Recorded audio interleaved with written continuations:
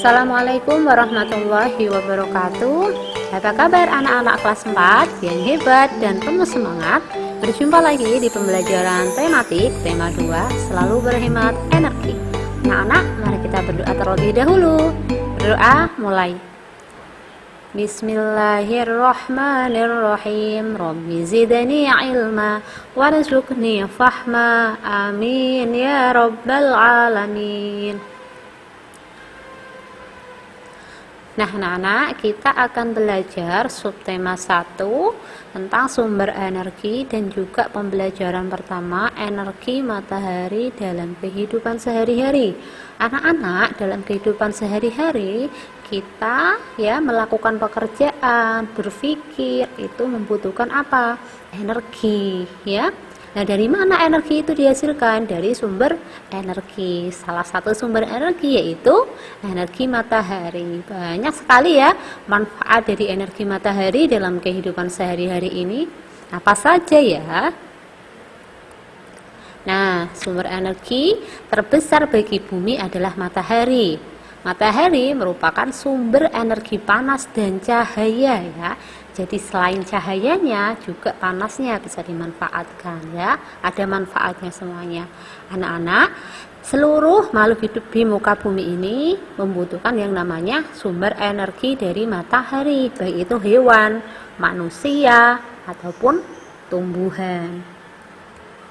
Anak-anak, ini contoh dari manfaat energi matahari sebagai sumber energi. Nah, anak-anak, yang pertama, jadi panas matahari ini bisa membantu proses penguapan air yang ada di permukaan bumi sebagai siklus hidrologi atau siklus air atau terjadinya hujan ya. Seperti gambar di samping ini. Terus, yang kedua, panas matahari ini juga bisa apa? Mempertahankan suhu atmosfer bumi sehingga sesuai dengan kehidupan makhluk di bumi. Nah, selain itu juga panas matahari dapat mengeringkan pakaian dan bahan makanan. Nah, biasanya di pesisir pantai ya, para pelayan menjemur ikan. Nah, kalau misalkan tidak ada panas matahari bagaimana? Dan juga ini dibutuhkan ya para petani untuk menjemur padi dan lain sebagainya. Nah, ini selanjutnya manfaatnya lagi, cahaya matahari ini untuk menerangi bumi. Kalau mendung kan agak gelap ya, kalau ada mataharinya bersinar itu apa? Lebih cerah. Nah, anak-anak, cahaya matahari juga dimanfaatkan tumbuhan untuk proses fotosintesis ya. Proses fotosintesis. Selain itu, cahaya matahari dapat digunakan sebagai sumber energi listrik. Nah, seperti contoh berikut ini, energi matahari dapat dirubah menjadi energi listrik menggunakan panel surya ya, seperti ini. Dan ini nanti bisa menghasilkan apa? Menjadi sumber energi listrik.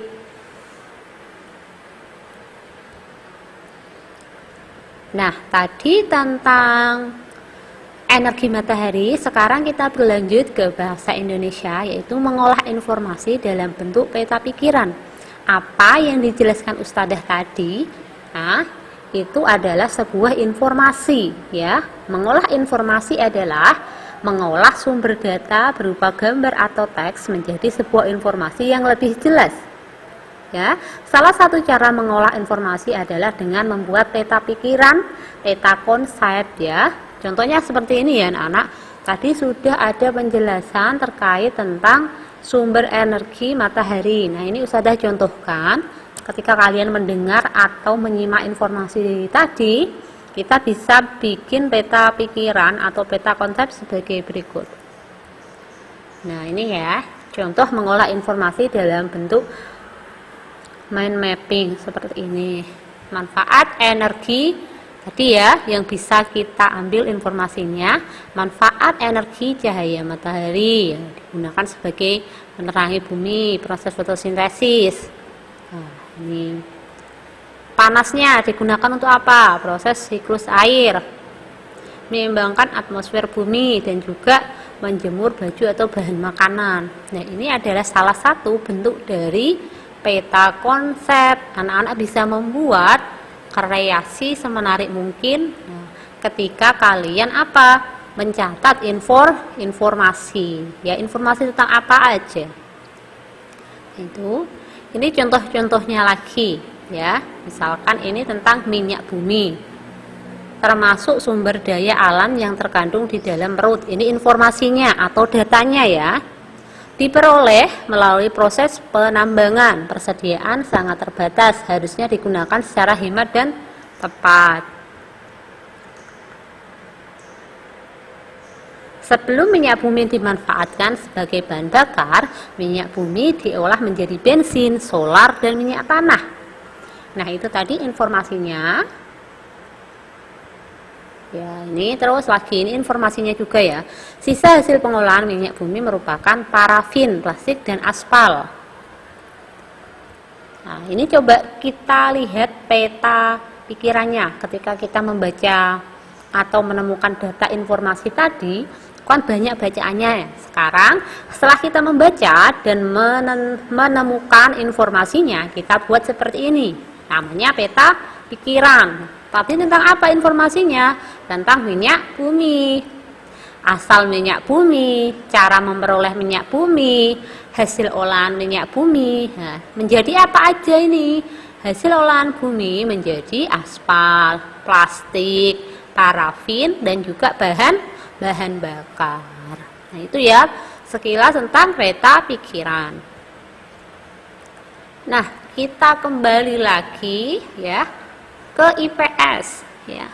Pemanfaatan jagung dalam kehidupan sehari-hari. Nah, anak-anak, pernah nggak kalian makan jagung? Pasti sudah pernah, ya. Kita coba lihat gambar di samping, ini adalah popcorn, ya. Nah, pasti anak-anak sudah pernah memakannya. Ini ya, apa aja sih manfaat jagung dalam kehidupan sehari-hari itu di sekitar kalian? Nah, pasti ada tanaman jagung, terutama untuk anak-anak yang rumahnya di daerah pedesaan, pasti menjumpai banyak sekali, ya, tanaman jagung. Tanaman jagung termasuk sumber daya alam yang dapat diperbarui. Jagung mempunyai banyak manfaat, misalnya sebagai bahan makanan. Jagung dimanfaatkan sebagai makanan pokok pengganti nasi. Di beberapa daerah, kalau kita makanan pokoknya ada nasi. Di beberapa daerah, jagung ini dimanfaatkan sebagai makanan pokok. Jadi mereka nasi itu bukan makanan utamanya. Jadi yang makanan utamanya adalah jagung. Di beberapa daerah, ya. Terus lagi, jagung juga dimanfaatkan sebagai bahan kerajinan. Dari batangnya, kelobotnya, ya, itu semuanya bisa dimanfaatkan sebagai bahan kerajinan. Nah, itu ya anak-anak yang dapat Ustazah sampaikan hari ini. Semoga bermanfaat. Sampai jumpa lagi di pembelajaran kedua. Wassalamualaikum warahmatullahi wabarakatuh. Terima kasih.